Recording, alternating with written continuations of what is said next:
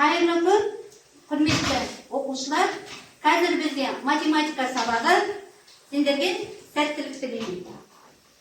Uşak olup şarabımız, polis olup yüreğimiz, gözün olup yüreğimiz,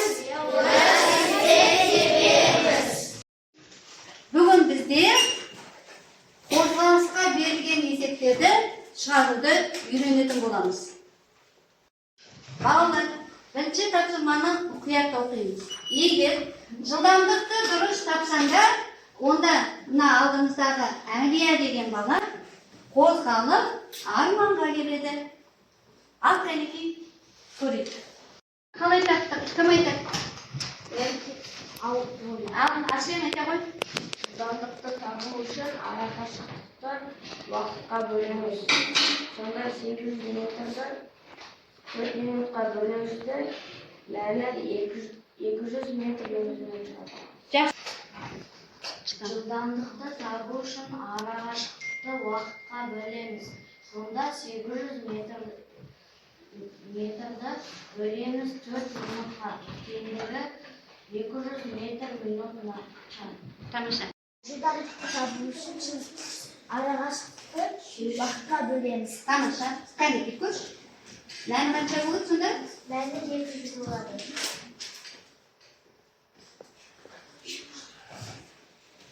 Кәнекей қозғалып. Арманы жылдамдықты қалай табамыз? Жылдамдықты табу үшін арақашықтықты уақытқа бөлеміз. Яғни 16 километрді 4 сағатқа бөлеміз. Мәні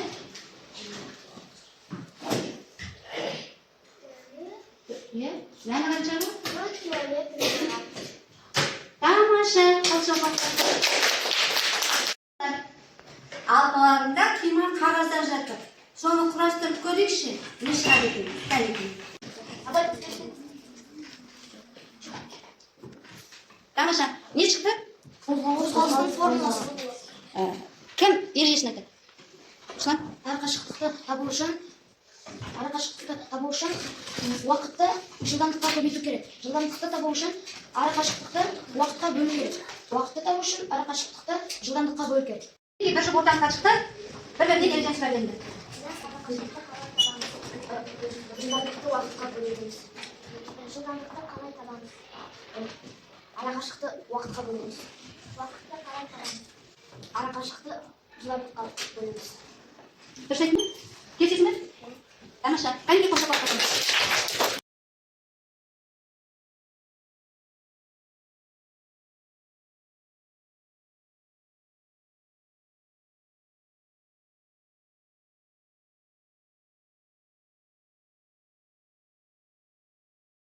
Шарттан енді жылдамдығын тауып көр.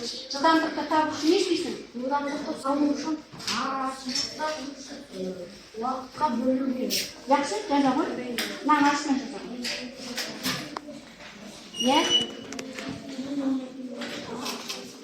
Не болады енді жылдамдықты қалай есептейміз? Жылдамдықты Өлшемді біліңдерші. Қалай болады жылдамдығы? Дұрыс, километр сағат жаза ғой. Километр сағат. Рахмет, тамаша, өте жақсы. Қайықтың жылдамдығын табу үшін арақашықтықты уақытқа бөлеміз. Жақсы. Барлығымыз жазып отырмыз ғой, не дәптер?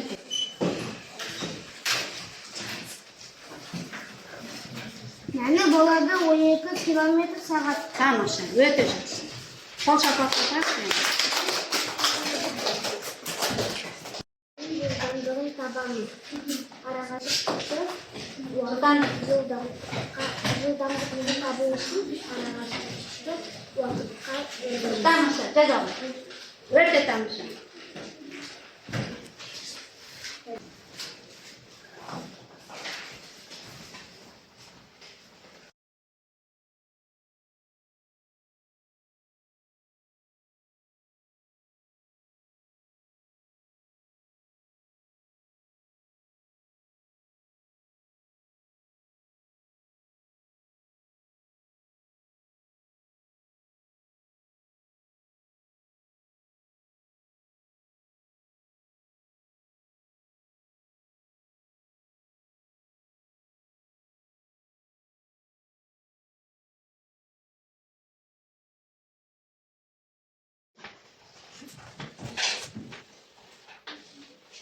20 мен 3-тен көбейтілсе, ең бірінші 2-ні 3-ке көбейтеміз теңдігі 6. 3-ті 0-ге көбейтсек 0, 3-ті 2-ге көбейтсек 6, 3-ті 0-ге көбейтсек 0, 3-ті 2-ге көбейтсек 6, мәні 60.606 шықты. Дегенде 20 мен 3-тен көбейтілсе 60.606 шықты.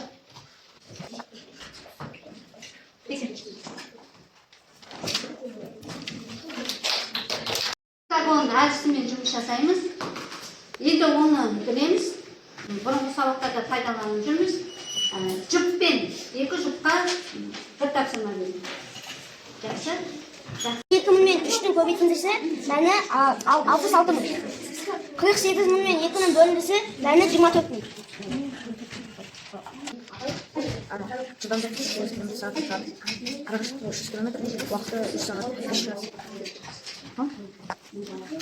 Балға 8 км, 98 км, арақашықтық 98 км. Уақыт 1 сағат болды. 1 сағат 98 км. бүгін өзіңдер қалай бағалайсың? Нешемен бағалайсың? Неге ондай баға қойдың? Кәне кім айтады? Ал Бегат. Бүгін мен өзіме 10 баға қоямын. Неге? Өйткені мен сабаққа белсенді қатыстым. Тамшы. Келсін. Әкел. Келесі тағы кім айтады? Натай. Мен өзіме 10 қоямын. Өйткені мен сабақта жақсы белсенді болдым. Өйткені мен 6 тапсырма шығардым.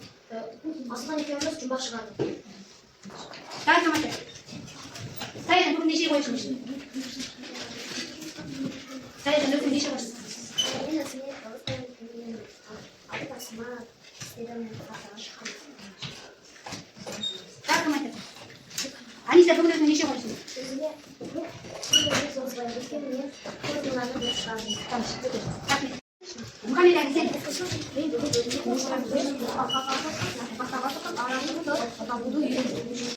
Біз бүгін не үйрендік? Осы сабақта не істедік? Қозғалыс жылдамдығын игердік және де жүктің жұмысы. Біз ұшақтың жылдамдығын таптық. Және қайықтың жылдамдығын таптық. Және тасбақаның жылдамдығын. Арақашықтықты табуды үйрендік. Жылдамдықты табу үйрендік. Жасанды интеллектті пайдаланып өрнектердің мәнін таптық. Математика 4-ші сынып. Сабақтың тақырыбы қозғалысқа берілген есептер. Сабақтың мақсаты қозғалысқа берілген есеп түрлерін ажыратып, формулаларын қолданып шығару. Сабағыма жұптық жұмыс жетістікке бастар жол, командалық жұмысты басшылыққа алдым. Оқушылардың функционалдық сауаттылығын дамыту мақсатында бірқатар тиімді әдіс тәсілдерді қолдандым. Сабақта топтық жұмыс әдісі тиімді пайдаланылды. Әр топқа қима қағаздар ұсынылып, сол арқылы жылдамдық, уақыт, қашықтыққа байланысты формула құрастырды. Бұл тапсырма оқушылардың логикалық ойлау қабілетін, ынтымақтастықта жұмыс жасау дағдысын дамытты. Топта 2-3 оқушы шығып формуламен қоса ережені түсіндірді. Бұл кезеңде оқушылардың өз ойын еркін жеткізу, математикалық тілде сөйлеу, дәлелдеу қабілеттері айқын көрінді. Әр жұпқа жасанды интеллект көмегімен құрастырған интерактивті тапсырмалар берілді. Бұл балалардың цифрлық сауаттылығын арттырды. Гексаген әдісі арқылы оқушылар қозғалысқа байланысты кілт сөздерді жазып, өзара байланыстырып, формула мен мағынасын топпен талқылады. Бұл әдіс ойды жүйелеуге көмектесті. Шығармашылық тапсырмаларда оқушыларға ұшақтың, қайықтың және тасбақаның қозғалысына байланысты есептер берілді. Әр оқушы өзінің жылдамдыққа байланысты есебін құрап, оны суретпен көрсетті. Бұл тапсырма оқушылардың модельдеу және есептеу дағдысын дамытты. Сабақтың соңында оқушылар рефлексия парағын толтырды. Көпшілігі өзіне тапсырманың ұнағанын, жиыдың көмегімен есеп шығарудың қызықты екенін, жұппен жұмыс арқылы өзара түсіну оңай болатынын атап өтті. Сабақ барысында кеткен кемшіліктер ол уақыттың жетіспеушілігі. Келесі сабақта уақытты тиімді пайдалануды қолға алуды ескеруім керек. Қорытындылай келе, сабақ барысында қолданған әдістер оқушылардың қызығушылығын оятып, есептерді шығармашылықпен орындауға ынталандырды. жұптық жұмыс, цифрлық құралдар және визуалды тәсілдер нәтижелі оқытуда жеткізетін тиімді жол екендігін көрсетті.